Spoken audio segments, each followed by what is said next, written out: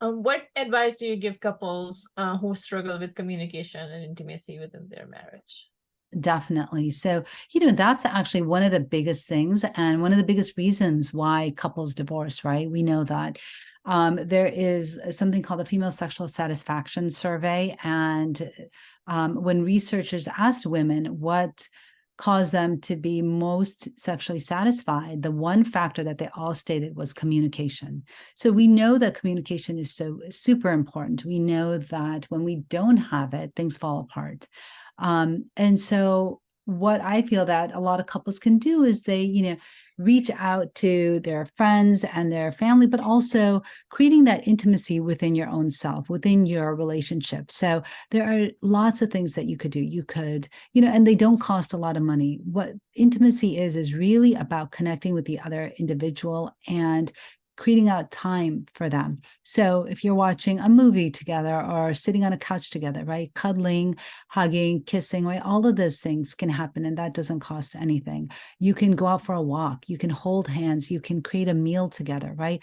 All of those things create emotional intimacy, something that most women crave and which eventually then leads to physical intimacy.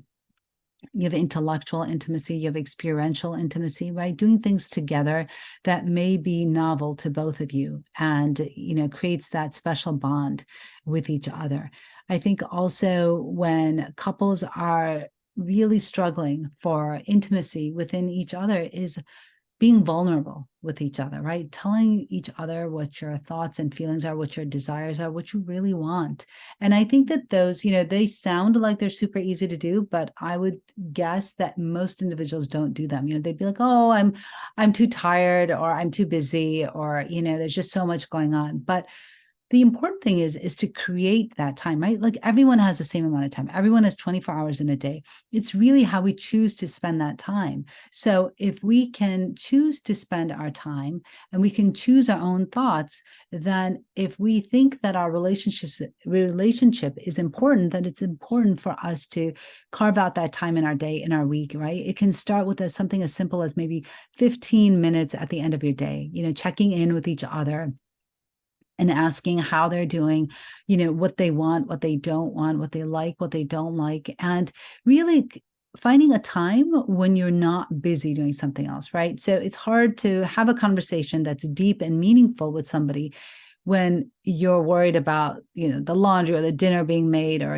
picking up the kids or something like that in the middle of your day. It's not going to happen. You're not going to find that emotional connection. So it's really about creating time and finding time to have those deep conversations where you'd say that, like, what is on the table for us to talk about, right? It can be just intimacy, not, we're not going to talk about finances, we're not going to talk about our children, right? That's what a lot of couples end up doing when they have time together. All they do is talk about their kids. So it's as if the kids were there. So really just focusing on each other, I think that's the most important thing.